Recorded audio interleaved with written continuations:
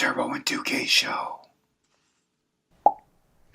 What's up, 2K crew? It is that time of the week again. It is Thursday. And yes, I am rolling solo once again. 2Ks is still sunning and funning down in Florida. But I could not stand pat and let this awesome week of just baseball, the Masters. We just had March Madness wrap up, so we're going to get to all of that and more this week. And if you can't tell, I am super excited that I really had a hard time putting the show together as to what I wanted to cover, how I wanted to cover it, what order I wanted to cover it. So I just said, screw it. We're going to start where we probably should. And yeah, we're going to jump into that here in a little bit. But yeah, like I said, my brain was just kind of all over the place. I had a hard time coming up with a thumbnail. So that's kind of why everything probably is going to be a little all over the place tonight. But you know what? That's not a bad thing. It's not a bad thing. And I do want to give a shout out to those who are watching live, either on Facebook or YouTube. Go ahead and drop a comment so I can see you guys and gals, and I can feature your comment on the show. Let's get a conversation started, ladies and gents of the 2K crew. And if you are watching over on YouTube and you want to, what the hell's the 2K crew? Go over to facebook.com/group/2K crew and hop on in the group. And if you are watching on YouTube, don't forget to hit that like, hit the subscribe. Like I already said, drop a comment. Let's get a conversation started.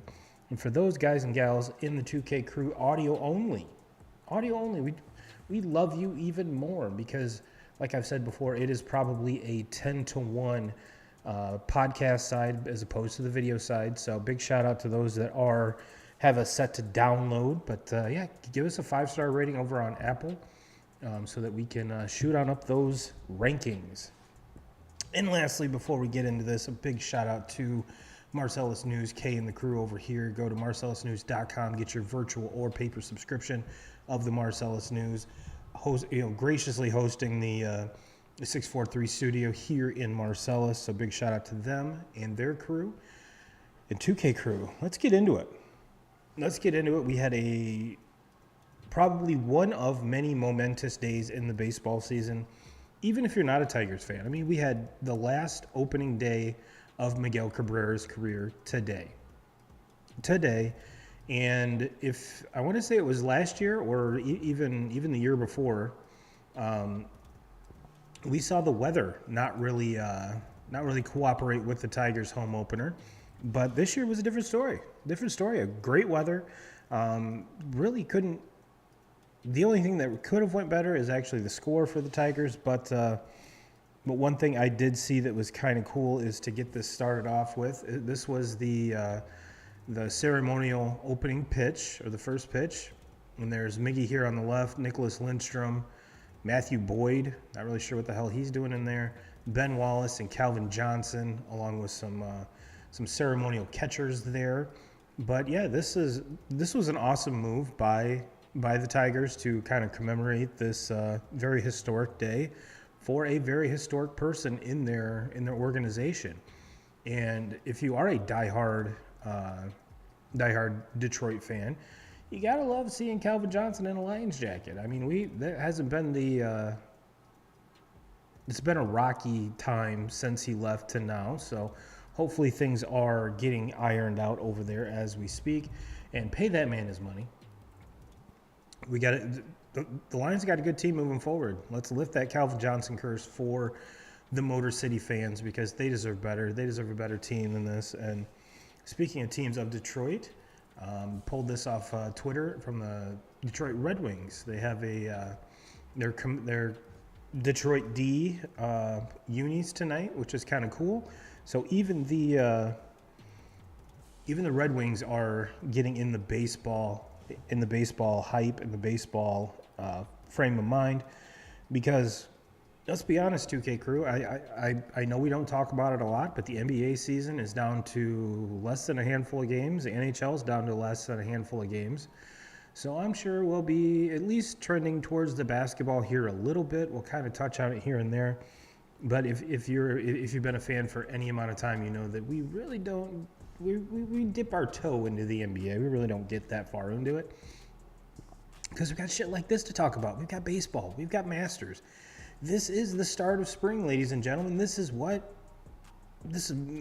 I said, this is my most favorite time of year. The only rival time to this is the fall, when you get football season started, college, NFL, and the baseball playoffs.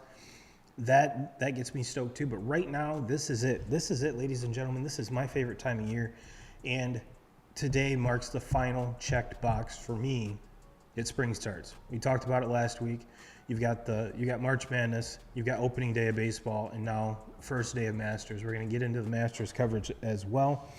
But yeah, just big shout out to Miggy. I mean, it's been one hell of a career overall. Whether you're talking about his start of his career in Miami, or most notably the one in Detroit.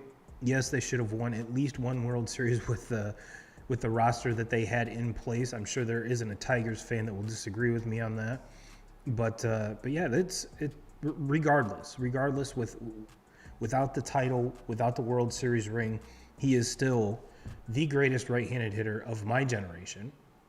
I know if you do run into Denny Small on the street, he will probably give you an hour-long conversation about how Miggy's okay, but there's probably some guys that he saw that I did not. So that's why I always preface it with of my generation.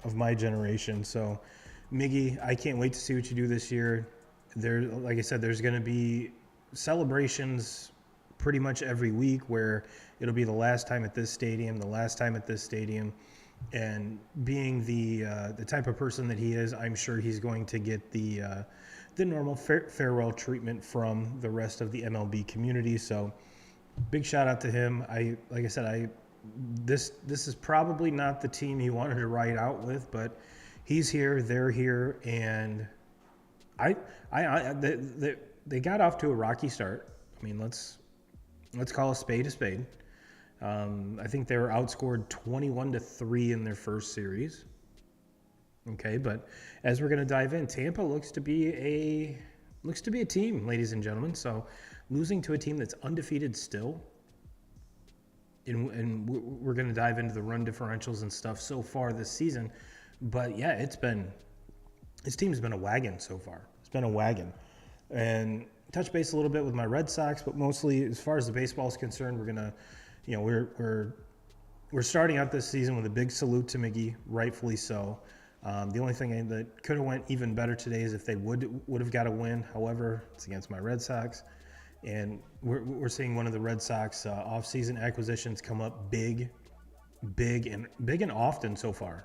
So excited to see that. We're going to dive into some of the standings, the stats leaders, all that good stuff so far as it stands right now. We're going to jump into some Masters coverage, and like I said, if you guys and gals do want to get in on the conversation, just post your comments below, and I will feature you on the show. So yeah, before we get into the baseball coverage, I thought this kind of ties everything really cool into everything. This is a tweet from Joe Pompliano. Current Masters, this was posted way earlier in the day. Current Masters leader Cameron Young is sponsored by Major League Baseball. As you can see on his left arm, there's a nice little MLB logo, which is kind of cool. He grew up playing golf at the same club as MLB Commissioner Rob Manfred and agreed to the endorsement deal when he turned pro. The deal includes free tickets to any MLB ballpark. So if you are a friend or family member of Mr. Cameron Young, highly suggest you jump on that, because who doesn't want free tickets? Who doesn't want free tickets? I mean, to any MLB ballpark. So big shout out to him. I mean, that's just being a golfer of that stature.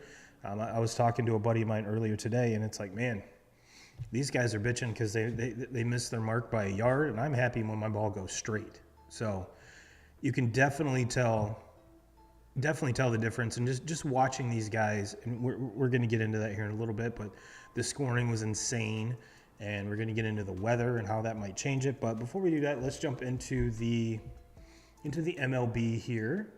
And what I'm going to do is I'm going to share my screen. We're going to hop over here. And this is the standings right now. As I mentioned, Tampa Bay is the only undefeated team so far in the league at 6-0, with a run differential 2K crew of 31. 31. That is huge in 6 games. Of course, I already mentioned they outscored the Tigers, I think 21-3, so that kind of boosts that up a little bit. But they've got the Yankees at 4-2 right behind them with a run differential of 15, followed by the Blue Jays at 4-3. Man, the Blue Jays are getting hot early. Vlad Jr. has that bat rolling. The Orioles at 3-3, and my Red Sox sit at the bottom at 3-4. Starting pitching has been quite the adventure with my Red Sox, so hopefully that gets ironed out. Guardians are atop the Central 5-2, followed by the Twins at 4-2, the White Sox at 3-4. Which if you watch the series, big shout out to you, Frank, and Kay as well. I do know and Christian. I do know there are some White Sox fans in the 2K crew, but I believe they gave up 15 home runs to the San Francisco Giants in a 3-game series. 3-game series. That is just nuts. Absolutely nuts. And as you can see by the run, I'm not sure if this includes today's game, but run differential of -16. Tigers are sitting there at 2-5, with the Royals bringing up the rear at 1-6. Let's go to the West. The West has a tie at the top, and I think the one team up there is we can all be kind of shocked about. Granted, it's early, but actually both these teams, the Rangers at 4-2 and the Angels at 4-2. Yes, the Rangers did make the big splash acquisition with Jacob deGrom, and the Angels kind of are the Angels. I mean, this is their last hurrah with Ohtani. There's no way they're going to come off that much money to keep him with Mike Trout. Could you imagine $1 billion between 2 players? That would be absolutely insane. But you never know. I mean, it actually might happen. Highly doubt it.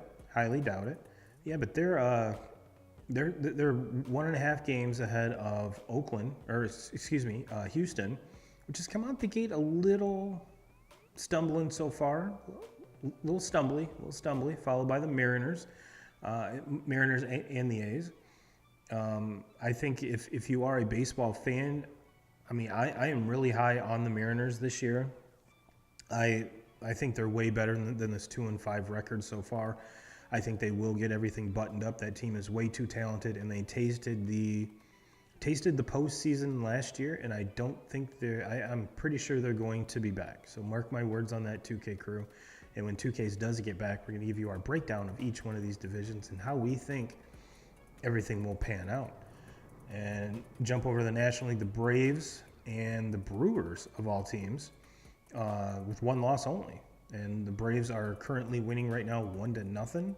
But yeah, they come out the gate swinging. And in that division, look at this. They're the only team with a positive run differential. That's crazy.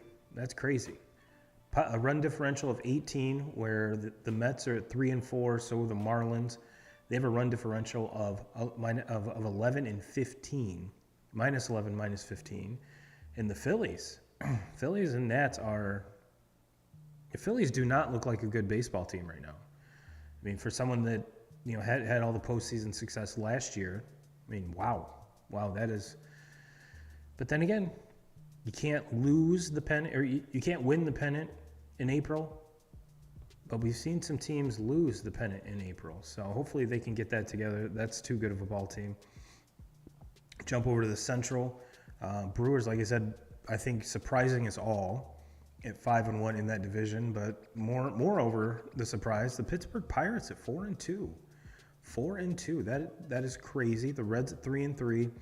Cubs kind of getting, even though the Cubs have their biggest offseason acquisition, and Dansby Swanson is swinging a hot bat. Just continued where he left off from Atlanta. And then the Cardinals at 2-4. So this Cardinals team that we're traditionally used to seeing at the top of that division, so far out of the gate, not as hot as everyone else, but we shall see how that all pans out.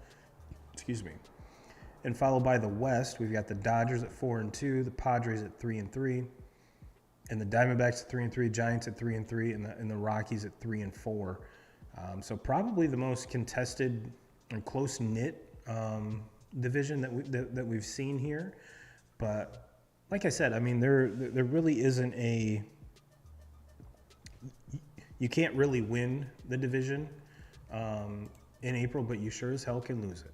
Sure as hell can lose it. So it's always interesting to see, like if we were to take a screenshot of the standings right now as compared to a month from now, and even compare those two to right before the All-Star game. That's when you kind of see, like the cream rise to the top, the creme de la creme kind of come out, and usually it's the pitchers are usually, or excuse me, the hitters are ahead of the pitchers when they come out of spring training. So whose bat stays hot, whose pitching staff gets hot. It started out slow. I mean, we're seeing some aces right now that are posting less than ace ERAs. So is this all overreaction? Yes. But it's one of those things where I do like to take the temperature of the league every now and again. And this is just one of those times. So let's change the, let's do this. Share my screen again. And here we are. This is the stat leaders. We've got the batters on the left hand side here, the pitching on the right. As you can see, Brian Anderson and, as I mentioned, Dansby Swanson leading all of baseball, not just the National League, but all of baseball. And on the complete other side, you've got a handful of pitchers here with the start of the season 2-0. Pretty sure no one had Kyle Freeland winning his first two games. Garrett Cole is paid like he should win his first two games. Julio Urias is becoming probably the pitcher that every Dodgers fan and baseball fan kind of expected him to be. And granted, he's got a great team behind him, but to have two dubs right out the gate, I mean, can't go undefeated unless you win your first two. Am I right? And then if we cruise down here to home runs, I mean, like I said, this is leading Major League Baseball. We got Brian Reynolds with 4, Trace Thompson with 3, Xander Bogaerts with 3. That one hurts my heart. CJ Cron with 3, and Jorge Soler with 3. I mean, obviously, CJ Cron spent a very limited time with the Tigers. I don't know. That's one of the guys that I think they could have re-signed for very cheap, but Colorado jumped on it, and he had a good season last year. Looks like he's off to a great start again this year. Jorge Soler is one of those names we're used to seeing at the top of that, especially National League home run leader. Looks like he's back to form. Go to the other side. There's a handful of pitchers here with 0 ERAs with Marcus Stroman. Leading the pack here, D. Scalfini for San Francisco, Justin Steele again with Chicago, Wade Miley, that's a name I haven't heard in quite a long time, and Tyler Anderson rounds out the top 5. Let's cruise down even a little more. RBIs. This is where I was kind of alluding to this. Is Adam Duvall. Adam Duvall was one of the free agent pickups of the Red Sox in the offseason. Fellow type 1 diabetic like myself, so big shout out to him. Brian Anderson with 10. Brian Anderson's, like I said, we saw his name in the batting average column, so good to see it's both productive hits as well as regular hits. Jordan, I mean, is just a beast. Will Smith. I guarantee you, if we expanded that home run list, Will Smith I think has 2, if not 3. So he's kind of coming in, into himself as well. And again, Trace Thompson. Who would have ever thought that Trace Thompson would be this effective at all during the season, let alone to start the season? So big shout out to him. On the right side, saves. Romano for Toronto has 3. Bednar for Pittsburgh has 3. Clace for Cleveland has 3. Batista for Baltimore has 3. And Johnson for Colorado has 3. I guarantee if you would have asked me who's leading the league in saves, I personally don't really know who any of these guys are. I mean, I'm not a fan of any of the teams here, so kind of a shocker there. Let's cruise down to hits. I mean, we've seen Matt Chapman, Adam Duvall, kind of at the top of all of these lists. Young Moncada. I mean, this is a guy that is kind of an anchor on this very talented White Sox team, and I think we're all in agreement as to when are they going to put this together? When are the White Sox going to put this together? White Sox fans, you don't have the excuse that Tony La Russa is over the hill and he has just nothing left, because that is not the case. That's not the case at all, because he's gone. So good to see Moncada up there. I think White Sox fans would agree with me that there needs to be some more White Sox hitters up there. But I mentioned Vlad Jr. I mean, he hit 2 home runs today, I believe. He's heating up. He's only 2 RBIs behind the leader right now. And Bo Bichette with 11. I think as baseball fans, we're all kind of expecting Bo Bichette to just he was very highly touted coming out of the minor leagues. And I think we all expect him to remain on this list throughout the season, as well as most all of these guys. So. Early season strikeout leaders: Garrett Cole, DeGrom, Dylan Cease, Shohei, and Pablo Lopez. I don't believe I've ever seen Mr. Lopez pitch, but good on him with 16 strikeouts. And then stolen bases. This right here, 2K Crew, is kind of where I want to focus a lot of attention to, just because the changes in the rules. I think we're going to see way more stolen bases than we ever have, and with guys just being bigger, stronger, faster, I think most every team is going to take advantage of this. We got Gleyber Torres and Miles Straw leading the way, with Mateo, Cedric Mullins, and Starling Marte rounding out the top 5. I really don't care about quality starts. I think that's a bogus stat anyway, so we really don't need to get into that. Yeah, that's kind of the recap so far. I think everything.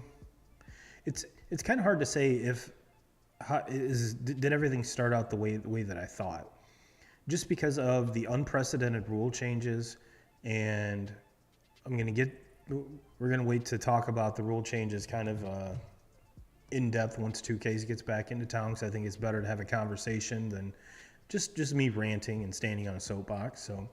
Yeah, I think it's better warranted if we table that conversation for later. But it was hard.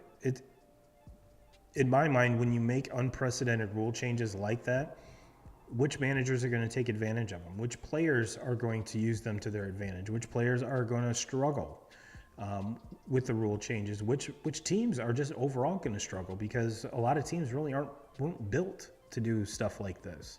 So. All in all, I'll give you a little sneak peek of what I think. I think all in all, here in a month or so, we really won't even notice the rules. We really won't even notice the pitch clock. And one thing I will admit is thank you. Every game that I've watched so far, it's not like they've had the pitch clock extremely visible. I mean, when it starts to get down, they'll flash it up, but it's not like it's there every single day, or every single pitch, every single inning, every minute of the game, because that would be absolutely irritating. And I honestly would probably watch less baseball if that was the case. There's already enough shit on the screen. We don't need that. It is nice to get a little countdown from like 5, 4, 3. I get that. But to have it up there all the time, I think is extremely unnecessary. So thank you, ESPN. Thank you, MLB Network, so far for not having that permanently on the screen, because I think I would go nuts. I think I would just go nuts. So that's pretty much my baseball for the day, or so far.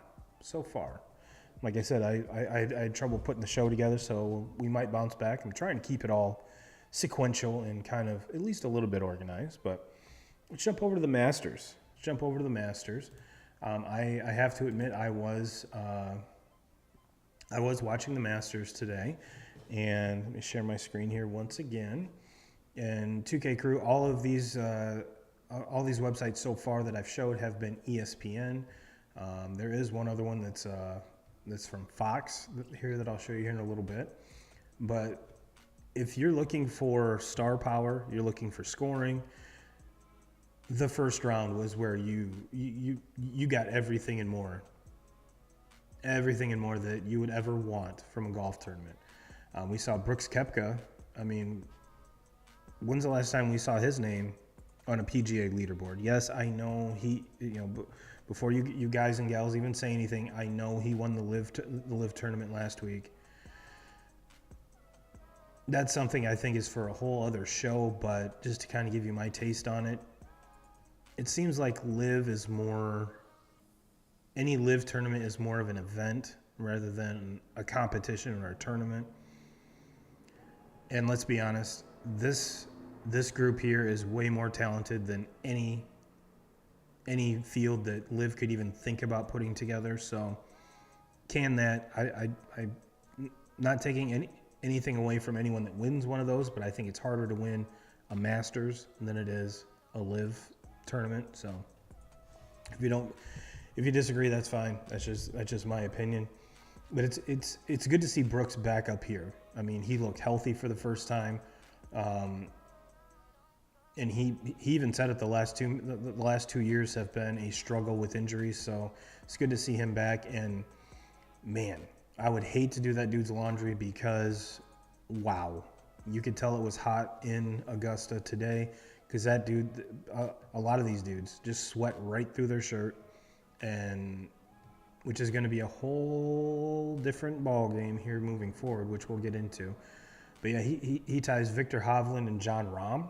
I mean, Jon Rahm has played amazing golf so far, the last couple years, and to start out with I think it was a double bogey and finish at 7 under, tied for the lead. I think that's the first time in Masters history that's ever happened.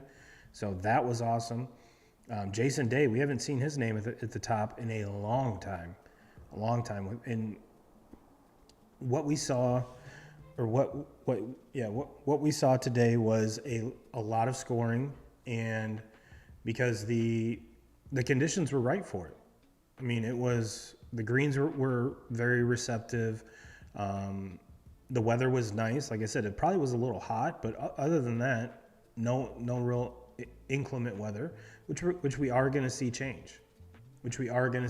So I think you saw a lot of players get out there, get after it, and knew that scoring was going to be at a premium today before the conditions get a little more adverse, a little bit more unpredictable. So good on them. And like I said, all of the conditions were ripe for scoring. So I believe if you throw out the 2020 Masters, which is what it is, this was the best scoring Masters since 2009. It's 2009.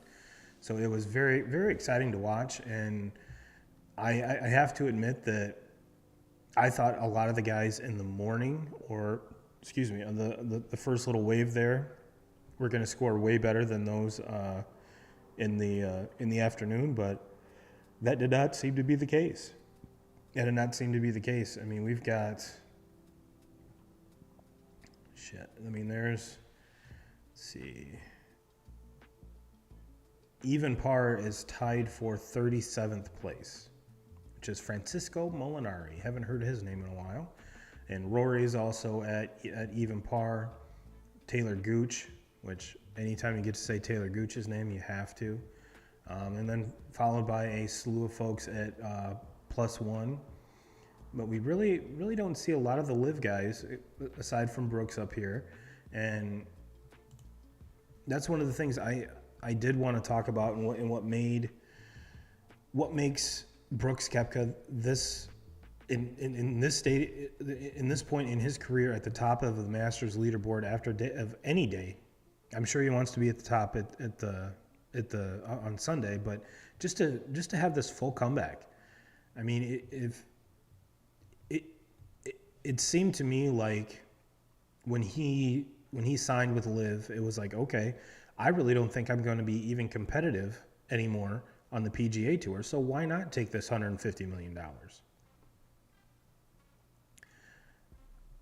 I mean, if I was in his position, it'd be very hard pressed for me to say no, because yes, these guys are sponsored. Yes, these guys do get sponsorship dollars and all kinds of appearance fees and stuff like that. But when it comes down to brass tacks and apple jacks, you have to win tournaments to make a lot of money at this game, which makes what Tiger did even more impressive, knowing the purses were a lot smaller back then. And all these guys in kind of this generation have Tiger to thank for bringing golf to the forefront and making those purses even bigger. Now you could argue that Liv coming in is making the PGA purses even larger, but like I said, that's probably for a whole other show, and we could sit and argue and discuss about how, where the money's coming from and all that, which we won't. This isn't a political show. This is a sports show. But just to see kind of, he was pretty much like, my golf career is done. I'm going to go take this money, set up my family for generational wealth, and just kind of hang out and do what I can. And to see him healthy and back and just, crushing it. He looked absolutely amazing. He looked like the Brooks Koepka of old. And at the end of the day, this isn't just like a normal golfer. This guy's a 4-time major winner. Has won 4 majors in his career. 4 majors. There's Tiger that's active right now. There's Tiger, and then there's, I think it's Rory who needs the Masters to complete the career Grand Slam, which Rory did what Rory does and just really can't get out the gate when it comes to the Masters. Usually has a very, very good late push, so not saying that he's completely out of it, but if he would actually get out the gate in a hurry, and it was even at 4 or 5 under right now as opposed to even, and if he would have done that in the past, I think he would have that green jacket. He would. But right now, as it says, I'm very excited. I'm very excited to keep watching this. When it comes to golf, like I'm not an avid golf watcher. I will watch the majors just because it seems to be where all of the guys are. If you watch the Waste Management's another big PGA Tour event. Is it a Master? No. Is it an awesome tournament? Sure, absolutely. But you don't get everyone together in all of the competition and all of just the fanfare and, like I said, the field. Prime example, Scotty Scheffler is 4 under. Haven't even talked about him. He's the defending champion. And big shout out to Sam Bennett. He's the amateur. He won the last year's amateur tournament. He himself is sitting at 4 under. And what I really think is cool is they pair the amateur champion with last year's Masters champion. So you've got 2 guys in that group at 4 under, well within striking distance. So if you haven't seen him play, this dude can stripe the ball. And it was kind of cool. I want to say he was on either Good Golf or GM Golf with those guys, and that's where I first met him. And if you haven't, just I would get on YouTube and type in Sam Bennett, Good, and watch the video. I believe it's him and his brother against Garrett and Grant before Grant left Good, but very, very cool video, and just watch how good these guys really are. And then to see him do it on the biggest stage of his life is absolutely amazing. So definitely pulling for him. But I will admit, I did put a bet on Jon Rahm to win. So I'm really liking that. Golf's always so hard to bet on, because even though I think the favorite to win the tournament was I think plus 750 or plus 500, somewhere in there. And for anyone to win anything at plus 500 or 750 is, you don't see that in any other sport. You really don't. I guarantee if you go look at the futures odds for football and you want to put a bet on the Chiefs, I guarantee it's less than plus 500 or 750, whatever the opening for.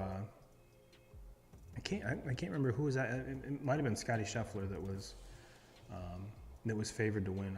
I can't really remember right off the top of my head, but like I said, golf is always so hard to bet on. Always so hard to bet on. But if you are a golf fan, you absolutely loved what you saw today. I mean, Tiger had a rough day, and there was a lot of people saying that they were critiquing his performance today, and his performance today wasn't bad. His putting was horrible. His putting was horrible, and I think he'd be the first one to admit that his putting and his irons play were absolutely atrocious. Everything else was spot on.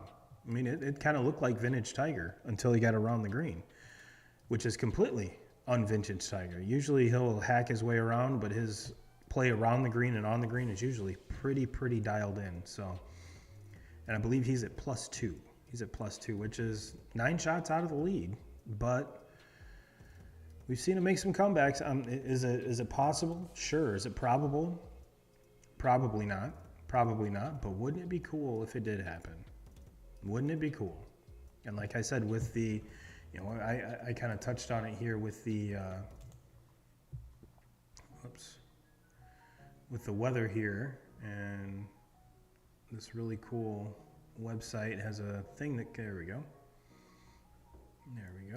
Switch to share my screen here. All right, here we go. 2023 Masters Tournament day-by-day forecast. Today was 86. Like I said, it had to be hot because there's a lot of dudes sweating through shirts. Tomorrow, they actually moved the tee times back a half an hour. So the first guy was supposed to tee off at 8. He's now teeing off at 7:30, which Koepka, I think, is in like the third group. So I have a feeling he's actually going to be done before these showers and this front comes through tomorrow. So I think he will be. That is something that he's going to have to take advantage of to kind of separate him from the rest of the pack when this system comes through. And then Saturday, rain. Sunday, cloudy. So I think they threw Monday in here just in case they do need to make up some time. But this was kind of this will kind of show you, like they're expecting less than a half an inch of rain today, which they didn't get any. They're expecting 1 to 2 inches tomorrow, and then half an inch to an inch on Saturday. So there's definitely there is definitely rain in the forecast. So how will that affect scoring? How will that affect the greens? And just how will it affect the schedule? I mean, we've already, like I said, they're moving up every tee time tomorrow, half an hour, to kind of hope that everyone can get through without being in the rain in the nastiness. But that, when it comes to that, I mean, it kind of separates. I'm not going to say the men from the boys, but I mean that's the ultimate test. If you've ever golfed in the rain and the wind and just the crummy weather, if you hit a really good iron shot into the green, you can basically just shoot right at the pin because it's not going to spin, it's just going to stick. So I'm really excited not only to see how this all pans out, but how the weather's going to affect everything. Like I said to start the show, I'm super excited about everything right now. Golf, baseball. My softball's starting at the end of the month. Super excited to see those boys again, and just kind of get out and be athletic. You know what I mean? And this is the type of year to do it. The time of year to do it, not the type. The time of year to do it. So yeah, I mean I had all this stuff in mind, and now I'm running out of stuff, and we're going to finish early. We're going to finish early, 2K crew. But yeah. Let me know your thoughts on the Masters, on Miggy's last opening day, on baseball in general. Like I said, I'm really intrigued to see if we bring these same stats back in a month. What's changed? How the teams are panning out? How the players get hot, get cold? Because we all know it's a long baseball season, so it's going to be interesting to see. And like I said, we're gonna wait till 2Ks gets back in the fold here to kind of deep dive into the rules. And like I said, we will break down each division and kind of give you our predictions on all of that. And I think lastly, 2K crew, is the bracket challenge. The bracket challenge. I don't believe I ever remember. I want to say there's 1,800 total points in a bracket challenge. 1,800 points, and usually a winning score is anywhere between 1,500 and 1,600 in our group. Of course, if you go on ESPN, they're going to have dudes and gals that are, at 1,700, 1,600, anywhere in between there, that are leading the entire, 10 million plus brackets. But the winner of our bracket challenge scored 600. Scored 600 points.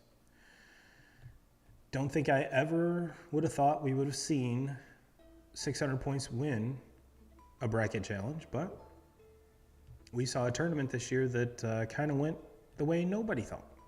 Nobody thought.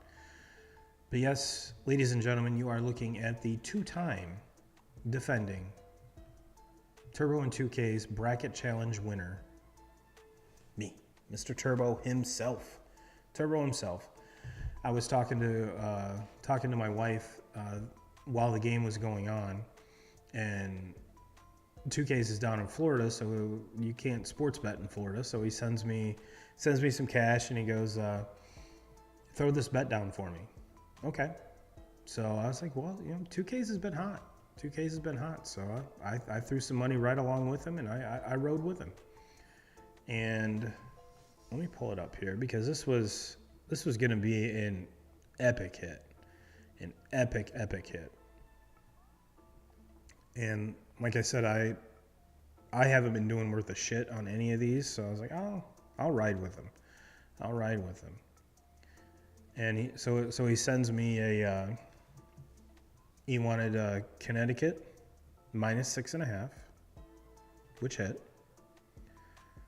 Over 131.5, which hit. I want to say I think the total score is 135. Sonogo over 15.5 points. I believe he had 18. And Lamont Butler over 15.5, which was plus 3,645. Mr. Butler had 13 points. And I'll argue all day. He got robbed on 2 drives to the basket where he should have went to the foul line. And granted, he did have a 3 late in the fourth quarter before they pulled everybody, which when he jacked that up, I was like, yes, cash me out. And fell short. Fell just short, which that would have been a nice little hit. I think it's right around $700, almost $800. So that would have been really cool. But that's why they call it betting. And I think again, like last year, I think between losing my money throughout the tournament and the money from the bracket challenge, I pretty much broke even. So can't really bitch about that. Anytime when you're betting or gambling and you have a chance to break even, call that a good day. Well, speaking of a good day, 2K crew, I'm going to let you out of here on this. Everyone have a great week. Everyone have a great Easter. I will say one of the things I miss about doing this on Sundays is we kind of have up-to-date Masters. We have the winner, and I won't get to share that with you in real time this year. We'll have to talk about it next Thursday. We'll talk about it next Thursday when 2Ks is in that seat right there. So 2Ks and the fam, have a safe trip back. Everyone enjoy the hell out of the last bit of your spring break. And everyone have a happy Easter. Everyone have a happy Easter. And as always, Jim Rome, we're coming for you.